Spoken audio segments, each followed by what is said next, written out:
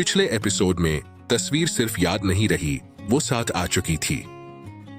घर छोड़ने के बाद मुझे लगा था कि आवाज़ें पीछे रह गई है, लेकिन नई जगह पर भी रात 12 बजे मेरा साया मुझसे देर से हिलने लगा।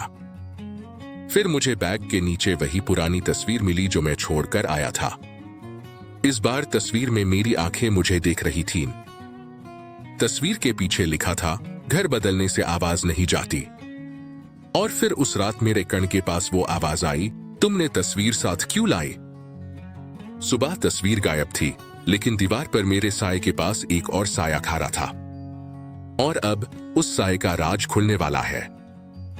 Transition episode 3। साया किसका था?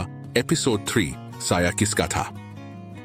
उस दिन के बाद मैंने शीशे के सामने खड़ा होना छोड़ दिया, क्योंकि जब भी मैं रुकता, मेरा साया 2 सेकंड बाद रुकता था। मैं खुद को समझता रहा कि ये सिर्फ ज़हनी खौफ है, लेकिन सच मुझे खुद ढूंढ रहा था।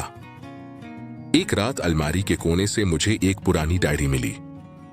डायरी पर लिखा था, इस घर का आखिरी रहने वाला। मैंने डायरी खोली। हर सफा मेरी जिंदगी का कोई वाकया था। वही आवाजें, वही रात, वही तस्वीर, जैसे कोई मेरी जिंदगी पहले ही लिख चुका हो। आखिरी सफे पर लिखा था, साया आवाज से पैदा होता है, और जो आवाज को सुन लेता है वो धीरे धीरे खुद खामोश हो जाता है।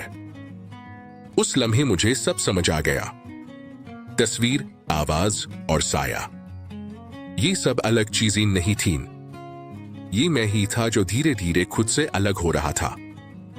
उस रात जब घड़ी ने आखिरी बार 12 बजाए, मैंने पहली दफा अपना नाम नहीं सुना, बल्कि मेरी आवाज किसी और को बुला रही थी। दीवार पर मेरा साया पूरी तरह से खड़ा था। इस बार वो मुस्कुरा रहा था, और फिर उसने कहा, अब तुम सुनने वालों में से नहीं हो, अब तुम आवाज हो। उस रात के बाद लोग कहते हैं कि उस इलाके में रात के 12 बजे एक आवाज आती है, आवाज जो लोगों का नाम लेती है, और जो भी उस आवाज को सुन लेता है, अगले दिन वो अपना साया अपनी जगह पर नहीं पाता।